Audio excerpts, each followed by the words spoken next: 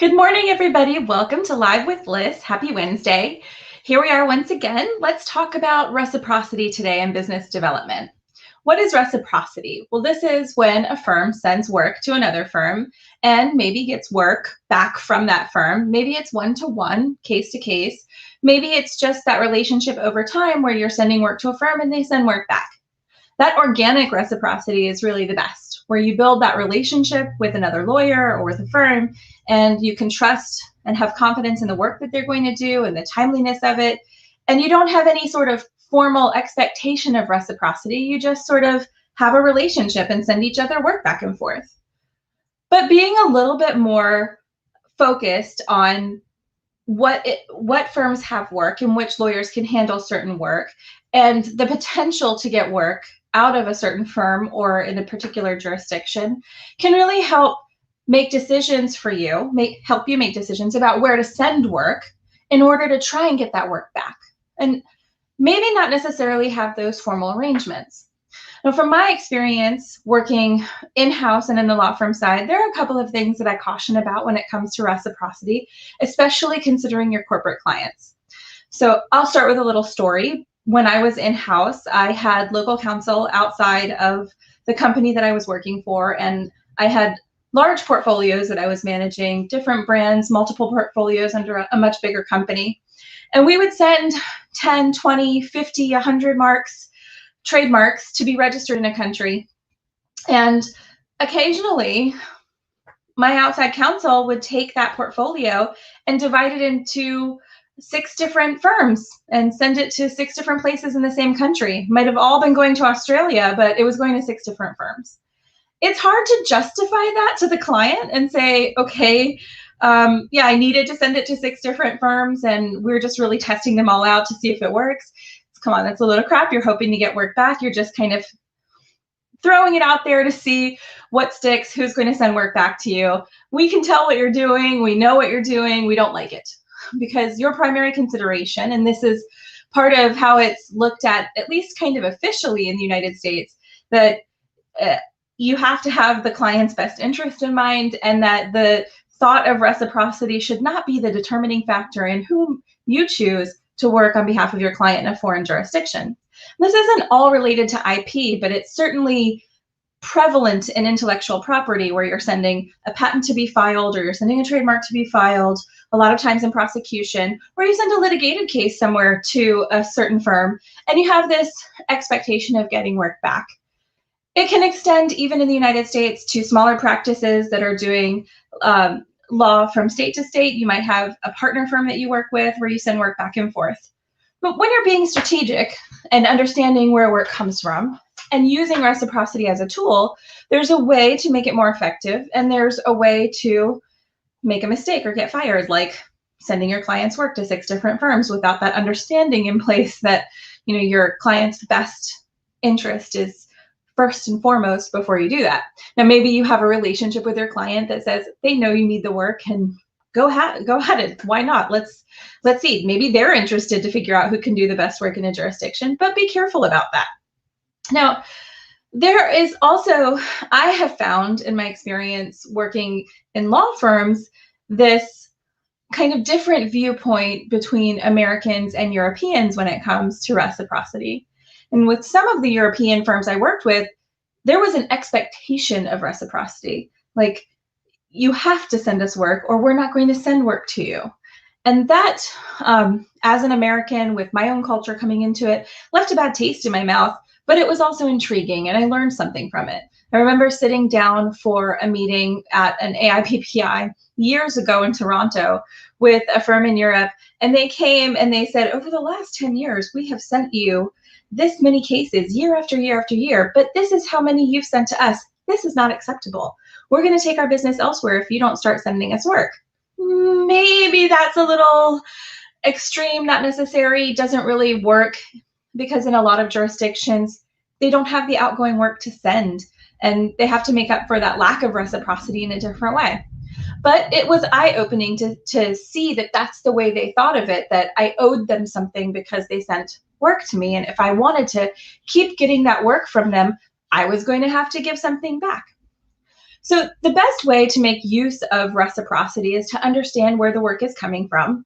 And once you know that and can make a decision about which counsel makes sense for you to work with, where you have the least amount of potential for conflict, where you have the opportunity to work together, whether it's sending them a case by case, or making up for it another way, the knowledge of where that work originates is first and foremost. You need to know that to be able to make those determinations. And you know that I'm a data junkie, so I have worked with Patent Pilot, which is one of my favorite tools for looking at where work comes from and where it goes around the world. I can see who represents whom and understand right away who has the work and who doesn't. And then they're not the only game in town. There are quite a few others that are incorporating this type of information into their platforms for practice management or for IP management. It's happening in the United States as well. You can get really into the nitty-gritty of the success rates and who's handling what and how, and then you can come to a relationship with these people, having that knowledge with you when you start to have meetings with them to see, can they handle this work? Can I get work out of it? There are some other things to encourage those relationships along the way once you know what to do. And it's not just on the patent side that information is available. You can get it on the trademark side too. There's a company, they're based in Asia called WeCrest, and they've got a really interesting platform based on the Madrid Protocol. If you're a trademark person, you might really benefit from taking a look at something like that and saying, okay, now I see who's filing all of these trademarks and where they're filing them, and then I can try and set meetings with the ones that have the outgoing work. Now, if you're not in a country that has the reciprocity to be able to give back to them, there are still things that you can do that says, okay, I'm paying you for what you've given me, and we still have a semi-reciprocal relationship, though it might not be based exactly on cases. So what do I mean by that? Well, if you have a good client and you can make an introduction, or if you have an event that you're going to and you can make an invitation to them, those invitations, access to different people and introductions can be just as valuable, in some cases more valuable, than sending one-off filings or cases back to them to begin with. And they're much appreciated. And then you still have sort of this symbiotic reciprocal relationship going without having the work to send to them. Now, Firm Forward, we can help you with figuring out what kind of things that you can do to give back to them to make sure that you maintain those relationships, especially in places where you don't have the work coming from your jurisdiction to outgoing places that says, okay, you send us a case, we'll send a case back to you, back and forth, back and forth.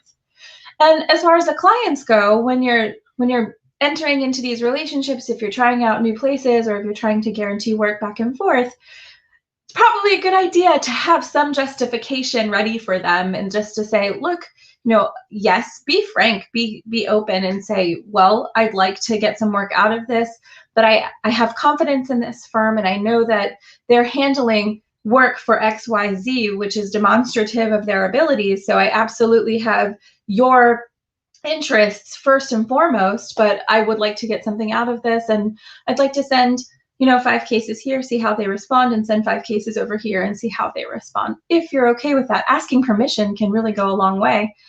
I've always been kind of a forgiveness is easier than permission girl, so maybe you just kind of don't test those waters. You know your clients the best, and you just go for it and do what you're going to do. For those Europeans out there who are looking at reciprocity and saying, you owe me, I owe you, I urge you to consider the environments where the work is coming from, and probably you need to look into the data beyond your own jurisdiction too, to see what people really have and which ones you want to be in relationships with, but making that overt demand on your partners around the world and saying, I'm not going to work with you if you don't send work back to me. That's probably not the best way to go. You want to be more genuine and authentic about the relationship that you have and the confidence that you have in each other. You also can encourage reciprocity when you're sending out the work.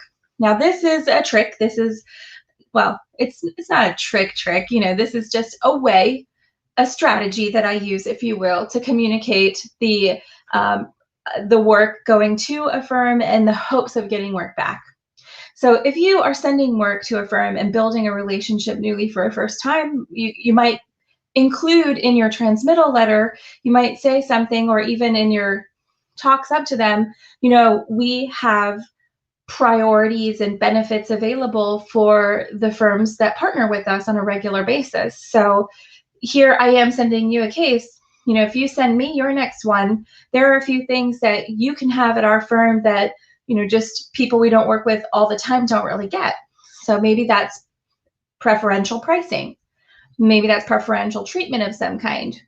Maybe that's an invitation to your annual get-together in a conference that hopefully one day will be back in person and you'll actually be able to use.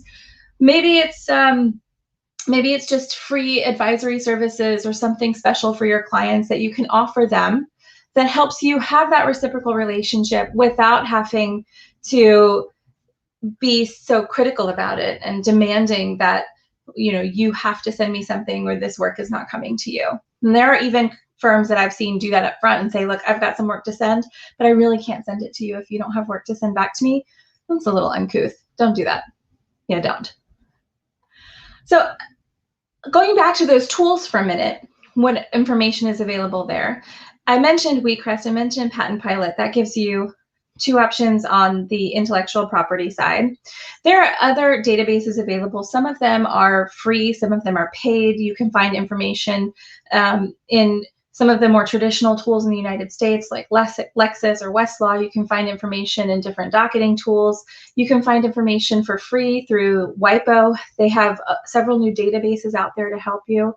And then you create a strategy around that information, as we've talked about before, keeping reciprocity in mind when you make those decisions. So you might reach out to 5 or 10 different law firms a month if you're on the smaller side and say, okay, these are the ones that I want to work with, but I'm going to prioritize those that have the most work to give back, and try new business and new partnerships based on that, not just based on the cup of coffee we had at a conference and I just think they're a cool person, but verifying, trust but verify. Make sure that the people you're working with do have it first, and then go forward with these types of offers and sending them work to test it out. Now, there is another thing that I wanted to mention when it comes to IP. There are these networks out there and third-party providers that also use reciprocity to fulfill their services or to offer services to different firms around the world. One of them is interesting. It's called the PCT network. And this is, again, an intellectual property. That's my background, guys. That's where I can give you the most information. But this is interesting because they have a whole business model based on reciprocity, where they guarantee reciprocity. When you send work through them and through the network to their partner firms, you are guaranteed to get work back. That includes jurisdictions that don't have necessarily the level of reciprocity or the level of outgoing work that would get the work back traditionally. And they don't always base it on one-to-one, and it's not always efficient or appropriate for the firms that I've worked with to use them, but there are a lot of firms that benefit from a system like this. So if you're in the position of looking at different options and trying to take advantage of reciprocity, you could maybe learn a lot from going through a process with the PCT network and seeing what they have to offer. So between that and the data sources available and just your genuine, organic, reciprocal growth, these are the types of things that you're doing to send work out and get work back, and making it a part of your strategy overall as you plan your year, as you figure out your travel, or in the COVID era, your virtual engagement with different firms and people and conferences. And it's just a matter of keeping in mind who's got work to send. Sometimes the data is incomplete, and I like to cross-reference it to a lot of different things. This is one of those times that rankings and those publishers can really be beneficial. So if you don't have access to the data tools, or you're just not a data person, you can guess who has the work to send sometimes based on the rankings and based on what different publishers say about them. You don't even have to know yourself, but you can do a lot of research very quickly by looking at those rankings and figuring out, who works with whom. At least at a very high level, you'll get some information that hopefully has been researched and checked out if you're looking at a legitimate publication that gives you that information. So the takeaway here is reciprocity is useful, it's beneficial.